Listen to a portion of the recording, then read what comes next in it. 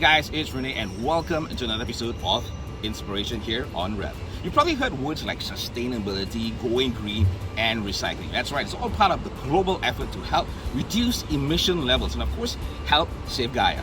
And of course in Singapore as well, with the government's green plan to go net zero by the middle of the century and introducing charging stations into HDB estates by the year 2025. And now you're probably wondering, what's it all got to do with today's episode of Inspiration? Well, we're down here at Polestar to speak to the MD of Polestar, Sabrina Sng, to find out more about Polestar and their plans to stay green.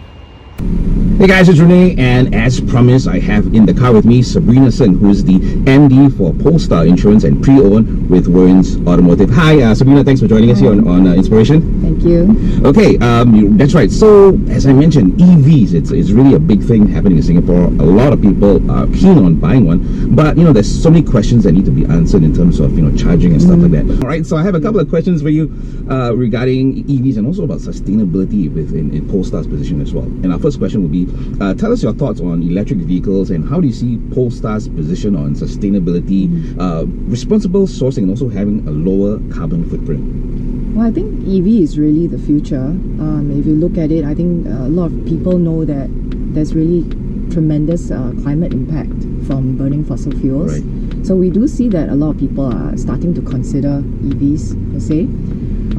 Singapore also, with the SG Green Plan, for example, they're starting to really encourage green mobility. That's right. Yeah. So that's great. And Polestar themselves, I think the key focus is on building much more sustainable EVs. So with that, they have three main areas. One is this Polestar Zero project, which is basically to have a climate neutral car by 2030.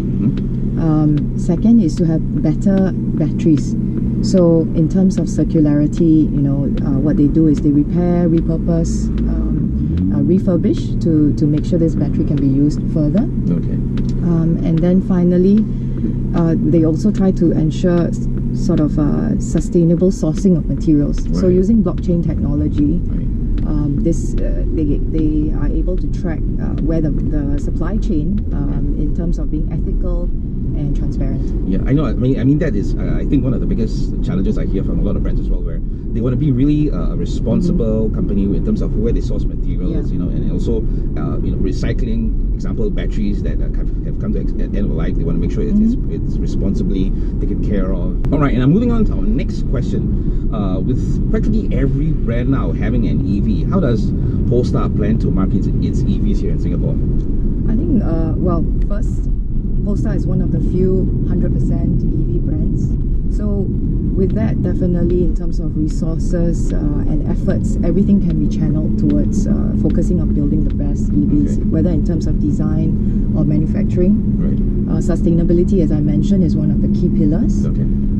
But besides that, if the product sort of speaks for itself. Right. You can see in terms of the attention to detail, in terms of design, the elements of build quality as well, without compromising performance and driving dynamics. I think we've heard from customers as well as media that they are really very impressed with this car. Yeah, I mean, I've been in a couple of EVs as well, and I think one of the most important features, one of the more important things about EVs, I guess, is the price point.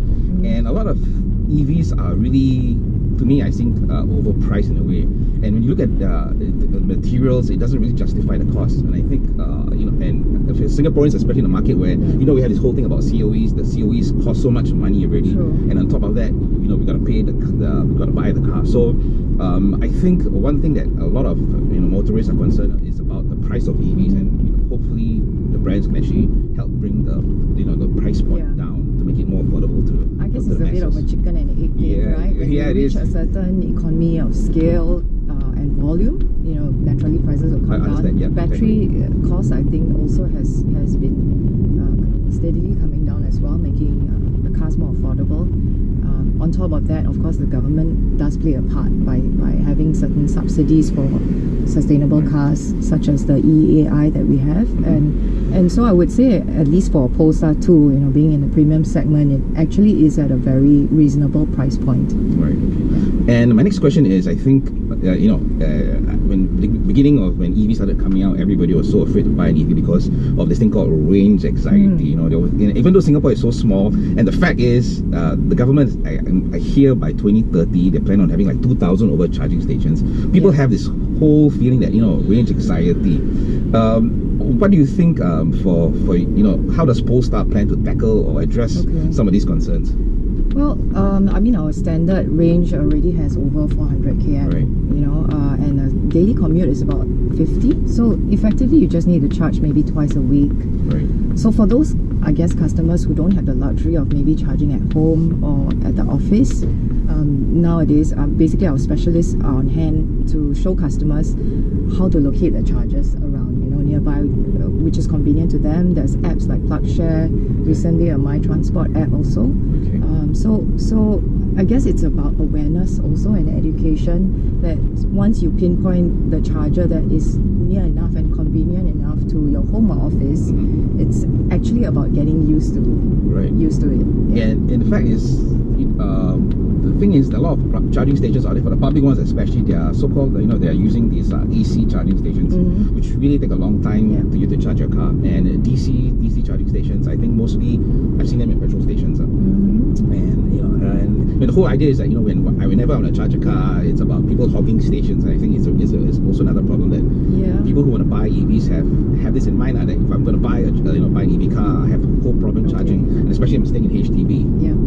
Even though the government plans to have a lot of the HDB estates with charging stations by the year 2025. So I think there's still a bit of hesitation regarding people actually buying EVs at the moment. Yeah, but I mean, the reality is that the utilization is really low. I mean, you look at the EV population to the overall car population, I think it's only about 2% at this point.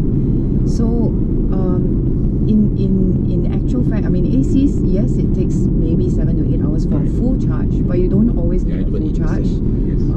At the same time, so I would say most practical is to find a location that's near your home or your office, and so you're there like at least 8 hours, for example. So you can always just charge for half a day, let's say, and then maybe twice a week. So yes, education and I think being more considerate in terms of moving your car away.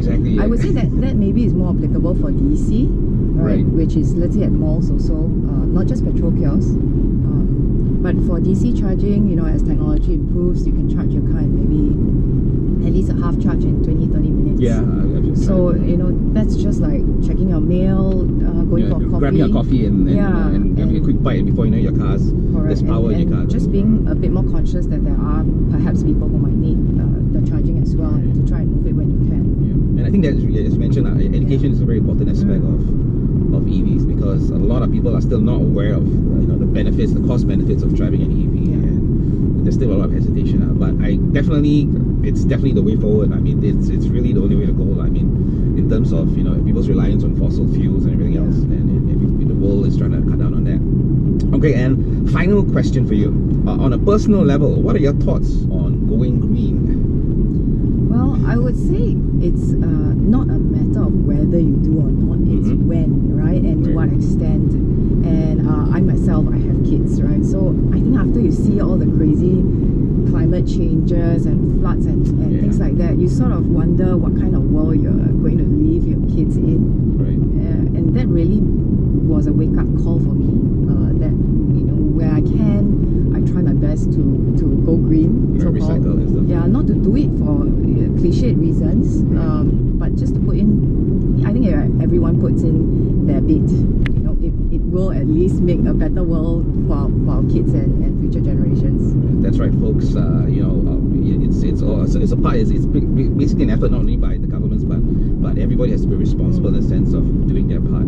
Well, I want to say a really big thank you to Sabrina for joining us here and giving us her thoughts on going green, sustainability, and of course telling us a bit more about Polestar. And of course, don't forget to watch our review on the Polestar too, which will be coming up really soon. So on behalf of myself, we want to say a big thank you once again to Sabrina for joining us right here on Revv Inspiration.